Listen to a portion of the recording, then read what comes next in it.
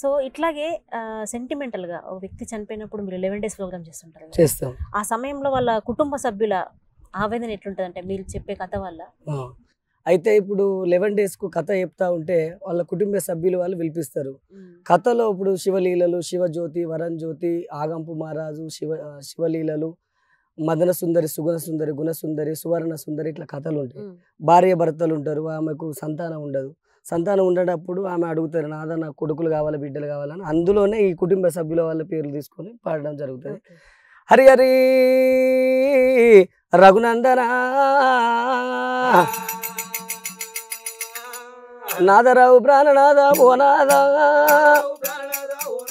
నేను ఏమంటే చెప్పవాలే ఓనాథ, నేను ఏ జన్మ లోపలనే ఓనాదు, ఏ పాపం వేసినాను ఓనాదా,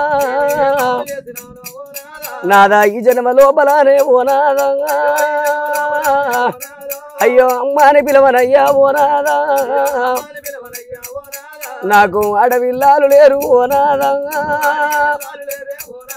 అయ్యో బాబాని పిలవనయ్యా ఓనాదా, ఇక కొడుకులు లేకపాయే ఓనాదా, ఇక అడవిల్లలేని ఇల్లే ఓనాదా, అది అడగ దోసవంతురయ్యా ఓనాదా, అందుకే అంటారు సుతులు పుట్టేది ఎందుకంటే ముందు గతుల కొరకంటారు, కొడుకులు పుట్టేది ఎందుకంటే తల్లిదండ్రి చచ్చిపోయిన నాడు తలకొర్రాయి పెట్టి 11 వద్దుల నాడు మన పేరు మీద కొండంత పండుగ చేసుకునేది అందుకంటారు నాదా. నాదా రేపటి కాళ్ళ మనము చచ్చిపోతే మనకు తలకొర్రాయి పెట్ట మనకొక్క కొడుకు లేడు, మన తలాపున కూర్చొని ఎడవదందుకు మనకొక్క బిడ్డ లేకపాయనయ్యా. అందుకే అంటారు జరిగింది ఎవలమైనా ఎప్పుతాము గాని జరగబోయేది ఏ మానవుడు ఎప్పడు, ఏ నిమిషానికి ఏమి జరుగుద్దో ఎవలకు తెలియదు, ఎవరి ప్రాణము ఎప్పుడు పోతుందో ఎవలకు తెలియదు. ఇవల్ల జరిగేటి పండుగ గీ ఆత్మగల్ల వారి ఇళ్ళల్లా గా తండ్రి మల్లన్న 2 బిడ్డల కన్న తండ్రి, ఒక్క కొడుకును కన్న తండ్రి, ఆగో బిడ్డలను విధులు పెట్టి కొడుకును విడవాసి చేసుకున్న భార్యను వదిలిపెట్టి గా మల్లన్న ప్రాణం పోవంగా ఇక భార్య అది కస్తే ఇక బామరావే బావగా నా భార్య రాజవ్వగా నేను పోతన్నానమ్మా, నా భార్య రాజవ్వా. గా గుడిలోన దేవుడు ఉంటేనే గుడి శృంగారం ఉంటది, బడిలోన పిల్లలుంటేనే బడి శృంగారం ఉంటది, ఇంటి లోపల ఇతరాలు మొగలుంటేనే ఇల్లు శృంగారం ఉంటది. భర్తతోని భార్యకు సుఖము, భార్యతోని భర్తకు సుఖము, భర్త లేని ఆడదానికి బదనాములు ఎక్కువ ఉంటాయి, భార్య లేని మొగోనికి బాధలు ఎక్కువ అన్నరే బామ.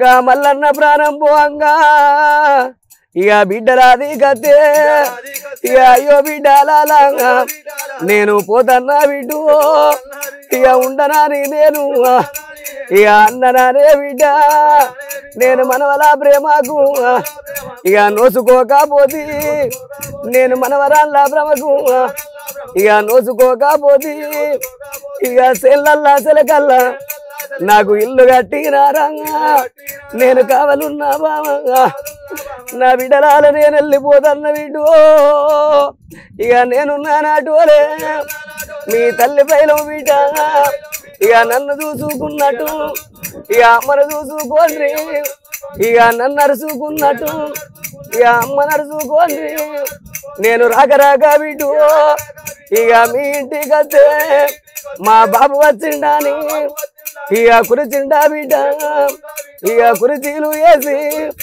అయ్యో పల్లము గడకచ్చి మీరు అన్నం పెడితే బిడ్డు మీ సేది అన్నం బిడ్డ నాకు బాగిలేదే అమ్మా గా మల్లన్న ప్రాణం పోంగ కొడుకు యాది కత్తే ఓ బిడ్డలారా ఏ ఆడవాళ్ళకైనా ఆపదచ్చిన్నాడు అవ్వ ఉండాలి, బాధ కలిగినాడు బాబు ఉండనంటారే బిడ్డు.